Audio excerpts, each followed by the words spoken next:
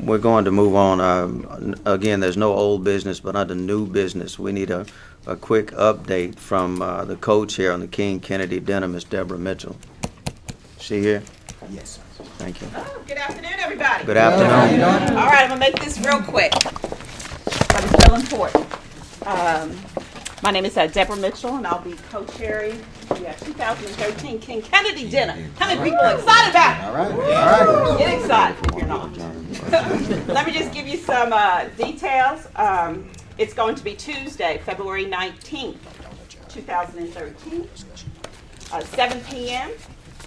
There'll be a VIP. If you have a VIP reception, that will take place at 6. It's going to be held at the Metroplex, Clear Channel Metroplex. Everybody remembers that? Same place, same time, same location. We're in the process. When I say same date, you know. We're in the process of finalizing our guest speaker, so I don't have anything to report right now. But what I do have in my possession is surveys. Who attended the 2012 King Kennedy Dinner? That come in. Okay. Well, I would like for everyone to fill out, who did attend last year, to fill out this survey. Because we want to figure out what can we do to make 2013 even better. So this is an opportunity to get your voice out there, have your opinions be heard, share your suggestions. And just this afternoon, I had a discussion with Mark, and he came up with a great suggestion that we're going to use. So the only way that we can make this event better is to have your involvement. The other thing is, I'm going to pass around, is for those who would like to serve in some capacity, for new members or potential new members, after you give your nice donation to sign up to Ms. Shar over there, we would like you to sign up and become active, to be involved. It's one thing to say, yes, I'm a member, but there's another to be a worker. So we would like for people to sign up, and I'll pass these around, and the committees that we do have. So if you're interested to know, well, what committees we do have, there are 9 different committees that you can serve on, from fundraising. How many people like to raise money? Come be my BFF. Come on, be my BFF. We have fundraising, hospitality, nominations, because as you know, we do give out awards, several awards for the King Kennedy Dinner. And we would like to recognize people, businesses, community members in the community who are doing great things. We would use that time to recognize them. So we need people to be a part of that process. We also, if you're really good at putting together a program or coming up with a program, so we have a program committee and we have a production committee. Those are 2 separate. Program is the one who comes up with the ideas. The productions are the people who actually put it into place. It's one thing to come up with them, but we need people to implement that. And then we have public relations. I served on that for 2 years. So if you're really good and have great connections with the media, we want you to be on that, in that committee. Scholarship committee. That's another thing that we started, I think it was 2 years ago. We give out 2 $500 scholarships. And we would like to do that as well again. So we need people who are really involved in, like to see young people get money to pay for their college education. And one committee that we do have that's new is called the ticket committee. So we want a whole committee dedicated to coming up and disseminate, organize that whole process of giving out those tickets. And then volunteers. If you just want to volunteer, be a hostess, be a greeter, do anything in that aspect, we do. We'll take anybody, your time, talents, for this event. This is one of our biggest events that we do have. Other than that, does anybody have any questions? How many people ready to sign up? Come on now. Come on. Look at We this. see some hands who would like to sign up. All right. Okay, all right. Can I get one over there in that gallery? All right. Let's see everyone. All right. Okay, well, that's about it. I will be here to answer any questions, and maybe you have a little stipulation, you maybe have a couple of questions before you make that commitment. I will be here. I'm going to pass these around, and I did get back some feedbacks already, so it'll be real crucial for us to get you guys to be involved. All right, thank you so much. Thank you, Ms. Mitchell. All right, did I make that entertaining? Yes, ma'am. Of course, we thank Ms. Mitchell for her work, and of course, we invite everybody that has the time or that can make the time to volunteer to make the event a success. One last thing that we need to get to before the panelists come forward, and that is membership dues. Of course, we're collecting membership dues for 2013. The annual dues is $25, and the yearly, or excuse me, the lifetime dues is $150. So annual is $25, lifetime is $150. And you can see Miss Charles Hill in the corner over there. She's taking the money and writing receipts. Or Miss Lynette Vincent, thank you. Now, yes, sir. Yeah, I have a comment. Yes, that sir. I want to make concerning the Black Caucus. See, it was my intent, I shouldn't say intent, but it was my understanding when I joined this caucus 12 years ago when I moved from Detroit, Michigan here. But the Black Caucus was to promote a qualified black candidate for whatever office that they're, that it is open. Yes, sir. But that's not the case now. We as Black Caucus members, this election that was just held, I know all of the people was qualified. But Representative Fred Love, if he had not put his name in the hat, we wouldn't have had no minorities on that committee. So I'm just saying now, have we changed the intent of this Black Caucus by not promoting and nominating our well-qualified black candidate? That's what I want to know. That's a very good question, Deacon Tillman, and I'll do my best to answer that question briefly. The intent and the objective of the Black Caucus has not changed. The intent and objective remains the same. We just have to make sure that we concentrate or focus more on being more organized and addressing the candidates' needs.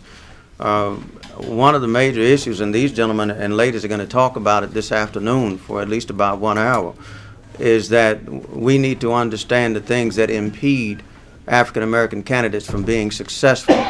And I think that some of the things that are going to come up during this panel is probably going to also go to answering your question. The Black Caucus has the potential. It's a great organization, but every organization has the potential to be greater. But every single individual has to work. In a lot of cases, you have some in one corner that complain, and then some in the other corner that are working, and then the ones that are complaining about the ones that are working. So we have to make sure, as individuals, that we do our part to support the leadership to do their part. So the objective is still the same. We need to get minorities elected. We need to search out qualified minorities to run as candidates, and that's our mission. That's going to continue to be the mission. And I hope I answered your question. Yes, ma'am. Is there a specified committee for candidate recruitment? I don't know that we have a committee specifically for it, ma'am.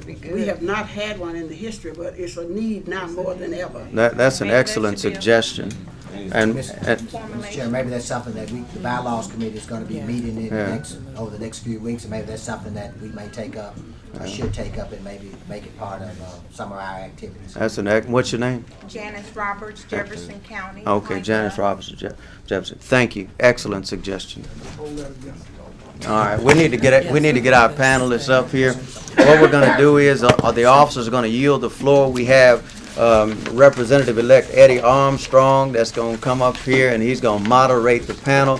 The topic of the panel is what has been the greatest impediment facing African Americans seeking congressional and statewide office in Arkansas. So at this time, if you would, Dr. Anna Abrams, Dr. Jay Barth, Representative Fred Love, Reverend Kyle Jones, and Mr. Gary Moody. Come on up.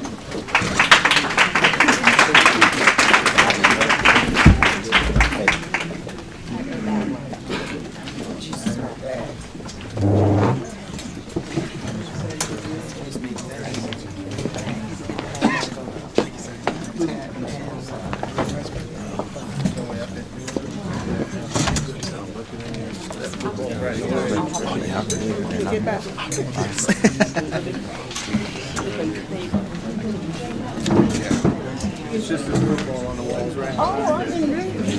You need it fast. Oh, is that what I just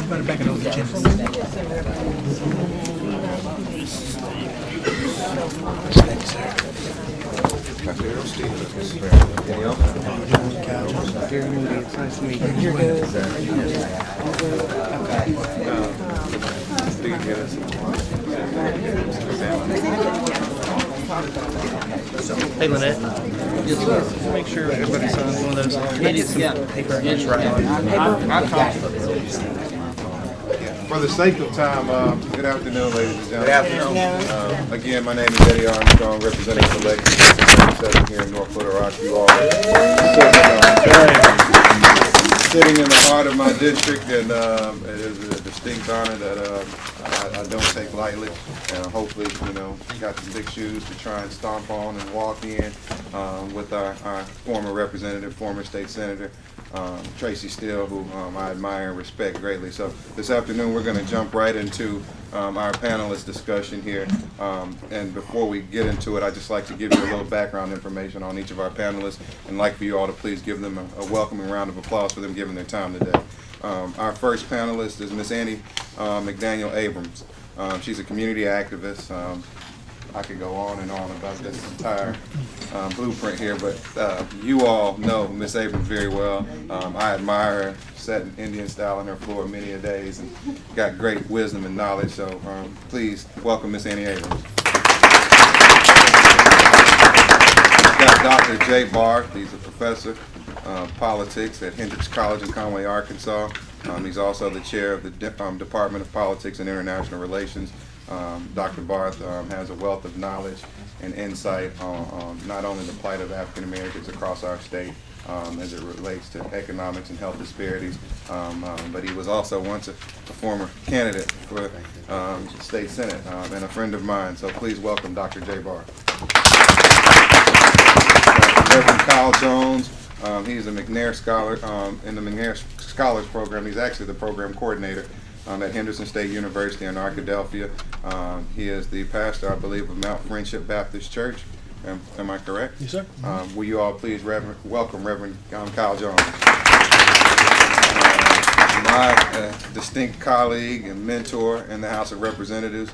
He's scooped me up very fast and has taught me a lot of key tactics this past week in orientation, representing Southwest, as he likes to say. Please welcome Representative Frederick Love. And last but not least, a college classmate of mine, somebody I have a great deal of respect for. He put blood, sweat, and tears into this year and brought forth success for our amazing President, Barack Obama, in heading up our Arkansas campaign efforts for Obama for America. He was the state director, a University of Arkansas graduate. Please welcome Mr. Gary Moody. We're going to move right into our discussion. This discussion is focused on moving forward a democratic perspective on the future of African American participation in the Arkansas electoral process. And if I could, panelists, just give you all a little bit of a backdrop, as well as our audience, on something that was once quoted by Charles Dickens. Charles Dickens quotes in the book A Tale of Two Cities, it was the best of times, it was the worst of times. It was an age, and I won't quote this in its entirety, but it was an age of wisdom. It was an age of foolishness. He goes on later in that quote to say it was a season of light, it was a season of darkness, it was a season of spring, it was a season with winter of despair. Given the state of our political opportunities here in Arkansas, today's focus on how we move forward, we are indeed also in the best of times, and in some cases in the worst of times. Given that we've just re-elected our President, Barack Obama, I feel like that makes us in the best of times in some states to continue to move forward on the agenda that was set 4 years prior to now. Some of the new blood in the state legislature, we've just gone through a very unique week in the House of Representatives, and unfortunately our Speaker designee did not see the bright day of being able to be our first African American to serve, but